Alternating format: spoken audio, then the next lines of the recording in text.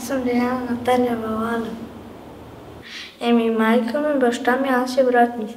Аз съм каката, защото аз съм по-голямата. Стаята ми е синя и отгоре има такива едни чертички и е сложена ламинат. И там ще преместя моите неща и там ще живея. С леглото си, с шкафчето, с още неща там. Там в Разград ми е повечето любимо, там ми играенето. А тук ми е там вкъщи да си седа, да си рисувам, да си чилвам. Когато аз съм била на 4 годинки, тогава ми беше точно рождения ден и тогава аз видях за първ път баща ми.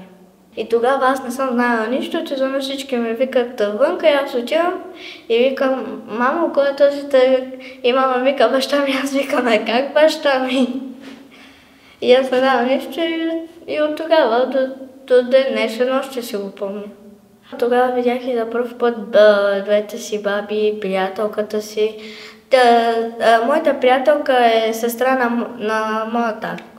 И ние така си станахме приятелки, запознах се с баба ми, с чичовцата и така. Художничка. Ще рисувам картини, после ще ги давам за продажба. Мога да тя дам безплатно, без нищо да циска. Това е стъблото, това са колонките и това там са такива точки цветя. Това е сега квадрат. Отгоре слагам покрива и вътре там прозорците и вратата.